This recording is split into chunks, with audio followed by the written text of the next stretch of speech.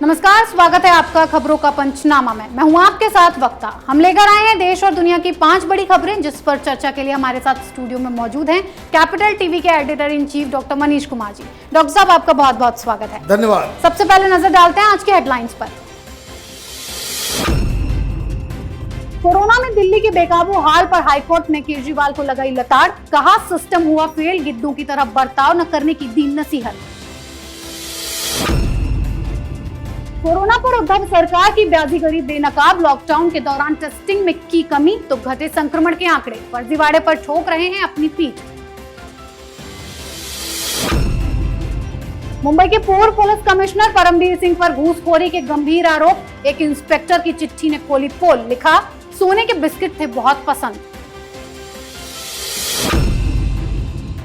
बंगाल में आखिरी चरण की वोटिंग के लिए जोर आजमाइश, थम गया चुनाव प्रचार, बीजेपी का दावा, ममता की असलियत आई सामने, जनता ने झाड़ा पल्ला।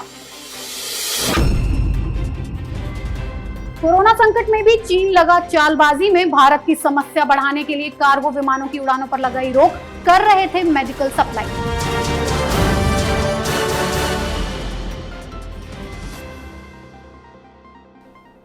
सबसे पहली खबर दिल्ली के हालात पर।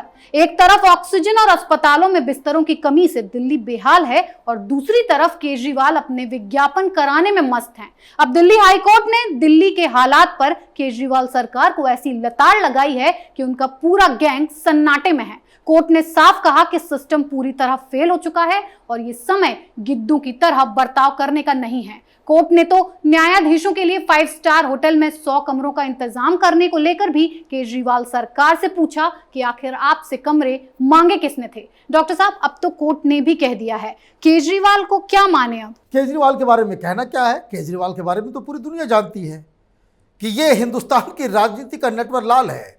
ही इज अ पैथोलॉजिकल लायर। वो झूठ बोलता है, जनता से झूठ बोलता है, अपने दफ्तर के लोगों से झूठ बोलता है, अपनी पार्टी के लोगों से झूठ बोलता है। अब तो इसने कोर्ट के सामने भी झूठ बोलना शुरू कर दिया है। पिछली बार लताड़ लगी थी तो ये, चूंकि केजरीवाल ने तो पैसे दे रखे मीडिया वालों को, किसी ने उस तरीके से स्क्रूटनाइज नहीं किया कि भाई इस तरह से आपको लताड़ लग रही है तो ये लोग उल्टा खबर चलाने, भाई केंद्र सरकार को लताड़ लगाई गई, केंद्र सरकार फेल हो गई। लेकिन आज दिल्ली हाईकोर्ट ने बहुत कायदे से इसका गर्दन पकड़ा है और तब से सारे चैनल वाले भी बिल्कुल सन्नाटे में चले गए हैं।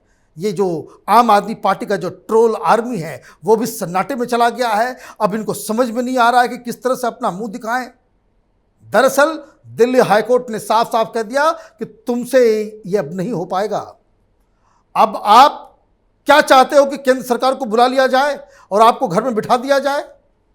तो ये तो मालूम था कि ये गिद्धों वाली जो मनोवृत्ति के साथ दिल्ली में कोरोना से लड़ाई चल रही है, उसके ऊपर साफ साफ कहा गया कि भाई ये जो ऑक्सीजन सिलेंडर की जो कालाबाजारी हो रही है, दवाइयों की जो कालाबाजारी हो रही है, हर तरफ ये सरकार है। भ्रष्टाचार के खिलाफ लड़ करके यहाँ पे ये लोग आए थे। 80-80 हज़ार रुपये में गैस सिलेंडर की ब्लैक मार्केटिंग हो रही है। दवाई जो है 60-60 हज़ार रुपये, जो 2000 की दवाई थी 60-60 हज़ार रुपये में मिल रही है। जो दवाई 4000 5000 की थी वो 4-4 लाख 5-5 लाख रुपए में मिल रही है। माने अन्याय की इंतहा हो गई। और उसके बाद इसने जजों को घूस देने के लिए 5 स्टार होटल में फैसिलिटी बना दी।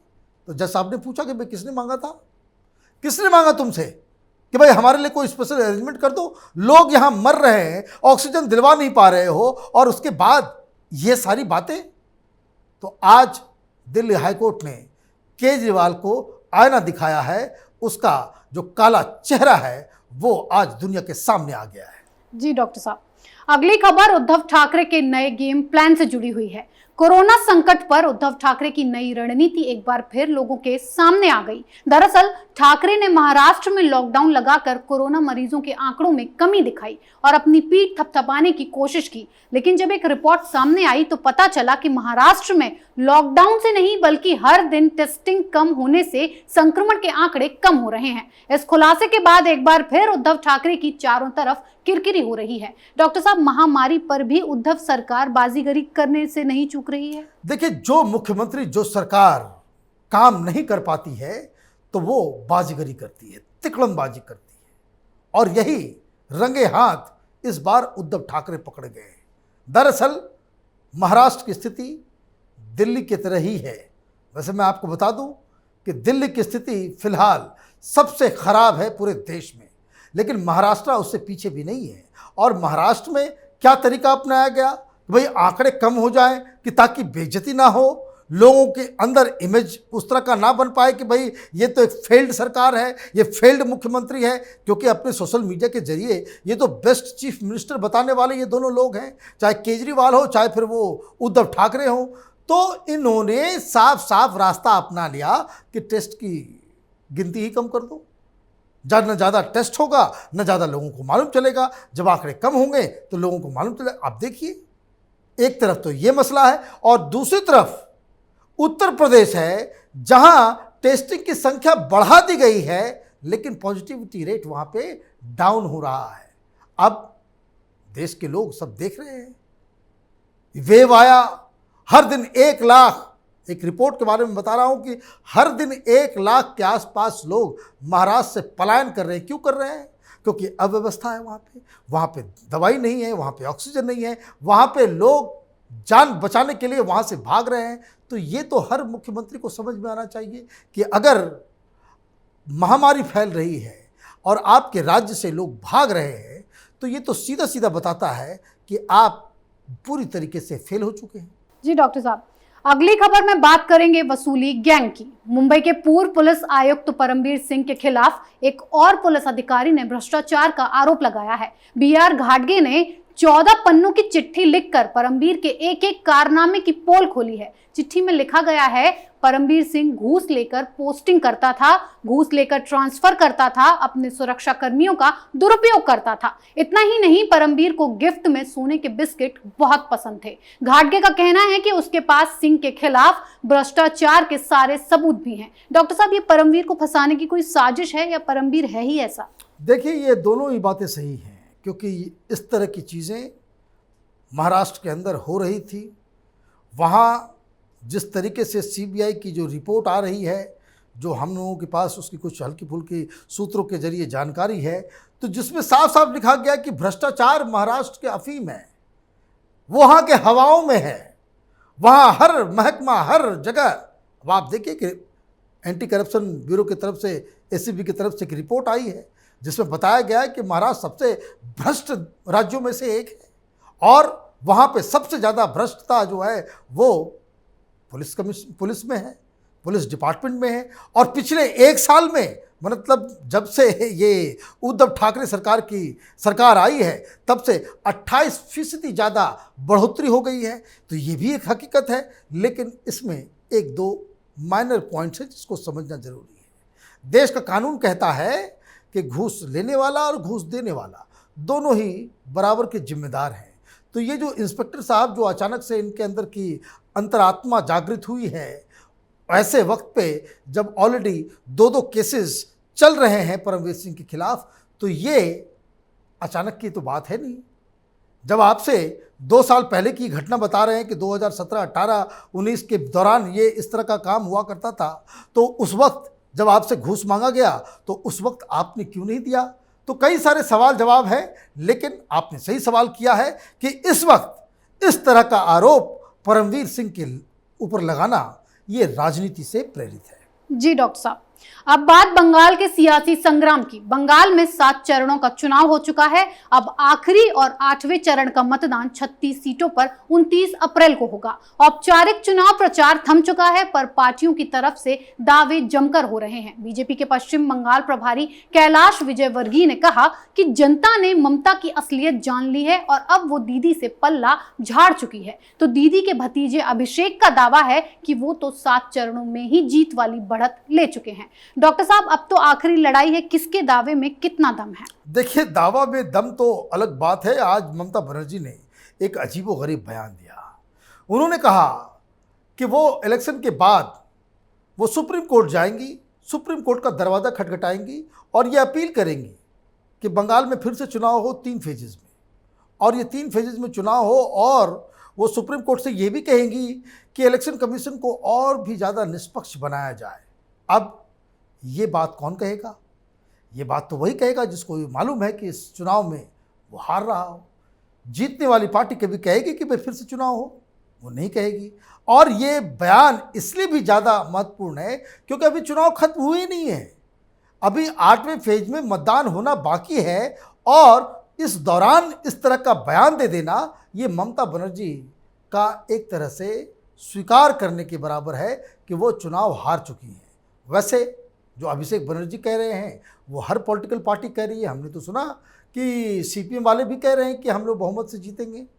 मीडिया वाले गलत हैं, उनको मालूम नहीं है, अंडर करंट चल रहा है। तो सीपीएम वाले भी जब अंडर करंट देख पा रहे हैं कि जिनको वहाँ पे हर जगह पे जमानत जब्त होने वाली है, तो ये तो अभिषेक बनर्जी हैं, ममता बनर्जी एक पॉपुलर लीडर है, उनके भतीजे हैं, वो ये क्लेम कर रहे हैं, उनकी सरकार चल रही है कि भाई हम उनकी जीत होने वाली है चुनाव में, तो उनको मुबारकबाद। लेकिन ममता बनर्जी के बयान से ये बात बिल्कुल साफ है कि इस चुनाव में बिल्कुल तृणमूल कांग्रेस का पत्ता साफ हो चुका है। जी डॉक्टर साहब, आखिरी खबर चीन की दगाबाजी से जुड़ी है। अमेरिका सहित कई देशों ने कोरोना संकट के दौर में भारत के लिए मदद की पहल की, लेकिन चीन ने मदद की पेशकश करने के बाद मेडिकल सप्लाई में रुकावटें पैदा कर दी। चीन की सरकारी विमानन कंपनी सिचुआन एयरलाइंस ने भारत के लिए अपनी सभी कार्गो उड़ानों को अगले 15 दिनों के लिए रोक दिया है। इन विमानों के जरिए भारत को अति आवश्यक ऑक्सीजन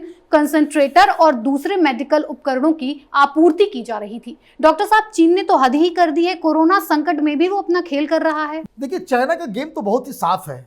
सबसे पहले इसने वायरस को फैलाया, पूरी दुनिया को दुश्मन बनाया, और धीरे धीरे उसके बाद मदद के नाम पे वो अपनी आर्थिक हितों को जो है साधने में जुटा हुआ था। इसमें भी उसकी चोरी पकड़ी गई। लेकिन अभी जो अचानक से ये फैसला हुआ है, इसको कई तरीके से देखा जा सकता है। पहली बात मैं आपको बता दूं कि बहुत सारी चीज़ें इस महामारी के दौरान हो रही हैं, जो कुछ नज़र आ रही हैं और कुछ पर्दे के पीछे हो रहा है। जो नज़र आने वाली चीज़ें हैं वो है मौतें, वो है हॉस्पिटल की अव्यवस्था, ऑक्सीजन की कमी। सिर्फ हिंदुस्तान में नहीं, बड़े बड़े देश जो डेवलप्ड कंट्रीज़ थे, अमेरिका में भी अभी भी हिंदुस्तान से ज़्यादा मौतें हो चुकी हैं वहाँ पे। अमेरिका जैसे देश में भी वहाँ का पूरा मेडिकल सिस्टम बिल्कुल कोलैप्स कर गया था। ऐसे में बहुत सारी चीज़ें ऐसी भी हो रही हैं जो नज़र नहीं आ रही है। मसलन जो इस पोस्ट कोरोना वर्ल्ड ऑर्डर की जो तैयारी हो रही है, जिसमें कौन सा देश किसके साथ खड़ा होगा, कौन मित्र देश होगा, किसके साथ बाकायदा अलायंस बनाया जाएगा, इसकी भी तैयारी पर्दे के पीछे चल रही है। आपको पता होगा कि जैसे ही हमें रॉ मटेरियल्स की ज़रूरत पड़ी वैक्सीन के लिए, अमेरिका के इंटरनल पॉलिटिक्स की वजह से वहाँ पे ये घोषणा कर दी गई, भाई हिंदुस्तान को वो मदद नहीं दी जाएगी। फ़ौरन चीन जो है सबसे पहला देश था जिसने कहा कि भाई हम रॉ मटेरियल देंगे। लेकिन जैसे ही चीन को ये बात समझ में आई कि हिंदुस्तान के प्रधानमंत्री और जो नेशनल सिक्योरिटी एडवाइज़र हैं, उन्होंने अमेरिका से बात की, अलग अलग देशों से बात की, और अचानक से एक दिन के अंदर फ्रांस हो, जर्मनी हो, ब्रिटेन हो, यूएसए हो, वहाँ की हवाई जहाज़ें जो है वो सारी चीज़ों को लेकर के आना शुरू कर दी। तो चीन को समझ में आ गया कि ये भारत अब वापस चाइनीज़ फोल्ड के अंदर आने को तैयार नहीं है, और इसलिए शायद ये फैसला लिया गया है। जी डॉक्टर साहब, आपका बहुत बहुत धन्यवाद इतनी सटीक और बेहतरीन जानकारी देने के लिए। धन्यवाद। खबरों का पंचनामा में आज के लिए बस इतना ही। देश विदेश की बाकी खबरों और उनके सटीक एनालिसिस के लिए देखते रहिए कैपिटल टीवी। हमें लाइक कीजिए, शेयर कीजिए और कैपिटल टीवी को सब्सक्राइब कीजिए। अपने कमेंट्स भी दीजिए। नमस्कार।